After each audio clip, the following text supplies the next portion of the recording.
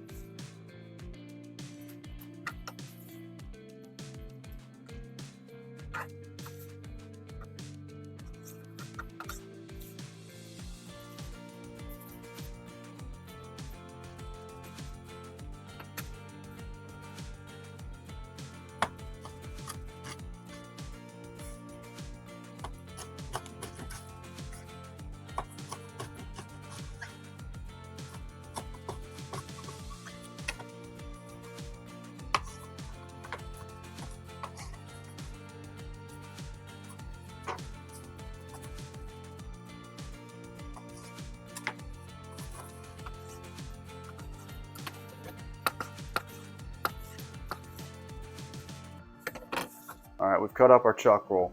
What I've got here is a pile of trimmings left over that we're going to run through the food processor, make some good hamburger meat out of it. Then I've got some stew here. We wanted to make sure we got a little bit of that. Had some plans to make some chili. I like doing that out of stew rather than just ground meat. Then as you can see here, we got chuck roasts, 3 good size. Going to make 3 good sized meals, good in the crock pot or in the oven. And then all we did, cut the same thing but thinner. We got a regular thickness chuck steak here, good for braising, and then we cut a couple of thin ones, good for pan frying. This here came off the bottom of the chuck roll, called a Sierra steak. Works kind of as a chuck flank steak. Be good there. Any kind of flank steak recipe you want to use. So then we're into our Denver steaks here. This comes right from under the chuck eye, same place you cut your boneless short ribs out of. Very well marbled, nice piece of meat. I cut them thin because I like to pan fry them and cook them up quickly. Very tasty steak here. Very nicely marbled. Same thing but cut a little bit thicker is the boneless short rib.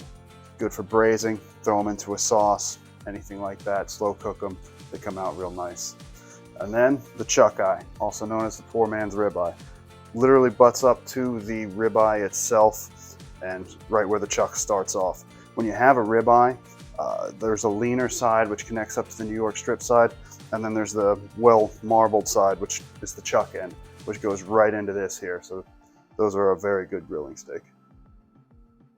Now we're just going to go ahead and grind up our trimmings. Just put them in the food processor here.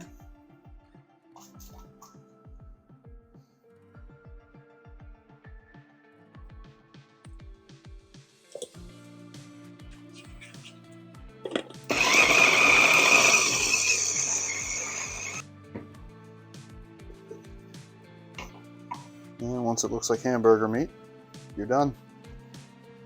We're going to go ahead and dry brine a couple of these chuck eyes for a few hours and then throw them on the grill. See how they are.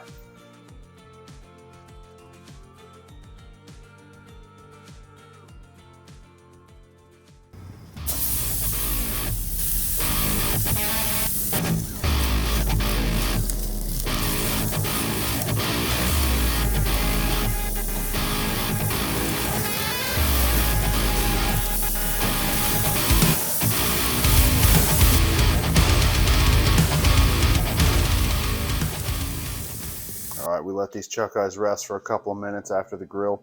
Hit them with a hard sear, a little salt, pepper, garlic, nothing fancy. We're gonna see how they turned out.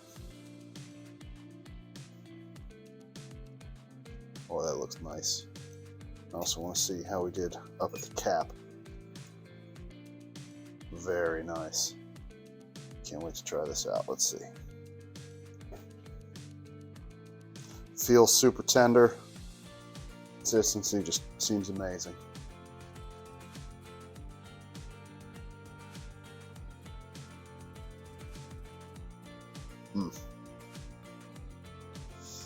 That is every bit as good as a ribeye. No problem with that at all. That is a delicious steak. Came out very nice. Well, if you guys like this video, subscribe, like, hit the notification bell. Thanks a lot.